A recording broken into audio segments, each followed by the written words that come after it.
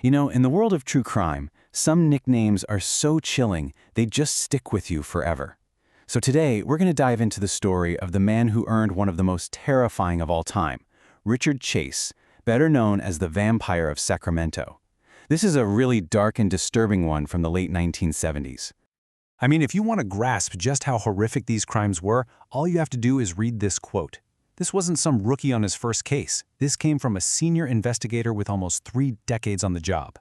That right there tells you that whatever was happening in Sacramento was something totally beyond comprehension, even for the most hardened professionals. And here he is. This is the man himself, Richard Chase, in his 1978 mugshot. When you look at this picture, you can't help but ask, how? Just how does a person become capable of doing things so awful that they get compared to a mythical monster? To figure that out, we have to go all the way back to the beginning. Okay, so to even begin to find answers, where do we start? Well, we have to start with Chase's childhood, his teenage years, looking for those first cracks in a mind that was slowly and then very, very quickly completely unraveling. And wow, look at this contrast. It's really something.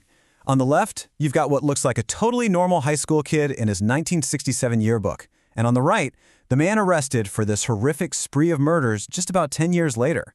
It just goes to show you the absolute devastating collapse he went through in a relatively short time. See, long before that mugshot was ever taken, the red flags were already there. Psychologists talk about something called the McDonald triad, these 3 behaviors that can sometimes be a predictor for violent tendencies later in life. By the time Richard Chase was only 10 years old, he was showing all 3. So the seeds for what was to come were planted really, really early. And this timeline, it just lays it all out, doesn't it? You can literally see the path he was on. It starts with his strict upbringing, you see the early warning signs, and then things really accelerate in his teens. Heavy drug use, which definitely didn't help, and then the psychological hit of discovering he was impotent. His life just became this series of failures, one after another. Bad grades, dropping out of college, pushing him further and further into isolation. So, as Chase stumbled into adulthood, all that isolation and heavy drug use started to curdle into something much, much darker. This is the point where he just completely broke from reality, and his terrifying obsessions really started to take over. So to really get what was going on in his mind, you have to understand this term, somatic delusions. And this isn't just, feeling under the weather. This is a powerful, unshakable belief that has zero basis in reality that your own body is physically rotting away or falling apart. And for Richard Chase, this delusion became the absolute center of his world. And this was the delusion at the very center of it all.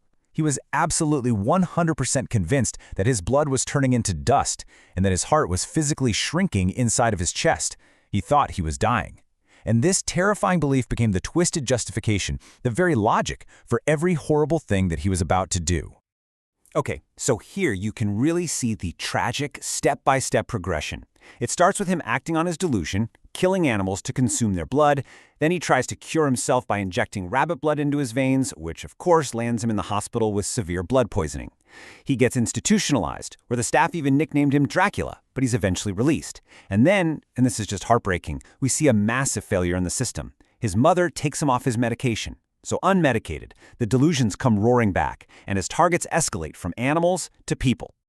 So with his mind totally gone and his delusions in the driver's seat, Richard Chase was about to unleash a month of terror that's almost impossible to imagine. What happens next is, it's just shockingly fast. The chaos was about to begin. Just look at this timeline. We're talking less than 1 month. It starts with a drive-by shooting, a terrifying but seemingly random act. Less than 4 weeks after that, it ends with the slaughter of a family, a mother, her young son, her friend, and the abduction of her 22-month-old nephew. The escalation it's just terrifyingly fast. Just let that sink in for a second. 6 victims in only 29 days. This wasn't some meticulous, calculating killer stalking his prey for months. This was a frenzy. It was a chaotic, violent explosion that put an entire city on lockdown and had the police desperate to catch a monster they couldn't even begin to understand. This right here, this is one of the most chilling pieces of evidence from the entire case. These little blood rings on the floor. They were left by a yogurt cup. He used a simple yogurt cup, a totally normal everyday thing, to collect and drink his victim's blood. This was the moment investigators got their first real look into the ritualistic horror they were up against. And get this is a detail that really shows you the warped logic inside his delusion. Chase later told the FBI he would only go into houses if the doors were unlocked. In his mind, an unlocked door was an invitation. If a door was locked, that meant he wasn't welcome, and he would just move on. It's this really bizarre, creepy mix of his own rules and his madness. So as the body count is tragically climbing, this huge investigation kicks into high gear. And now the story shifts to the hunt for this killer and the new psychological techniques they use to try and get inside the mind of a killer who is just completely off the map. So you have these FBI guys, Robert Ressler and Russell Vorpage, true pioneers in this field, by the way. They put together this psychological sketch. And you know what? It was spot on. They nailed his age, his appearance, his history of mental illness. But the key thing was, they labeled him a disorganized offender, which means he was messy, he was chaotic, and that evidence would probably be all over his house. And their most chilling prediction? He wasn't going to stop. Not until somebody stopped him. So you have the FBI building this complex profile, right? But for Chase himself, the explanation was terrifyingly simple. When they asked him why he did it, this was his answer. In his mind, this wasn't about anger, it wasn't revenge, it was a matter of survival. A twisted biological need that was driven entirely by his delusion. So how do you square that? The FBI's profile on one hand and Chase's own simple motive on the other. Well, a researcher named Catherine Ramsland has this really fascinating theory called the protective frame. Basically, the idea is that the vampire persona wasn't what caused the violence.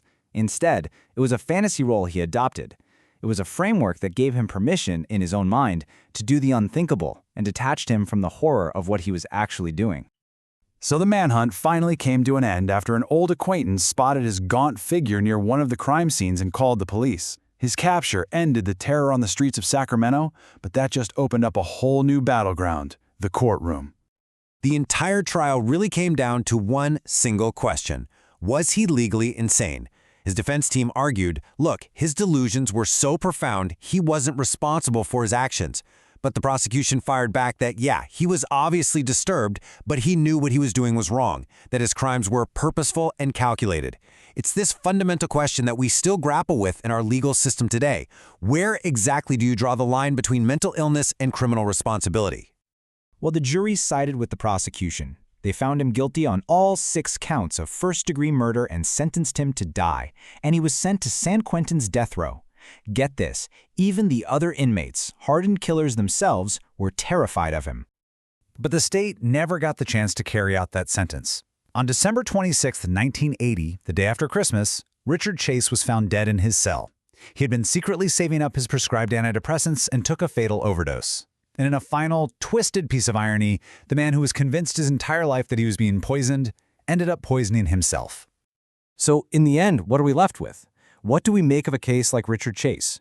Was he simply a product of a shattered mind, a man so lost in his own delusions that he wasn't even human anymore?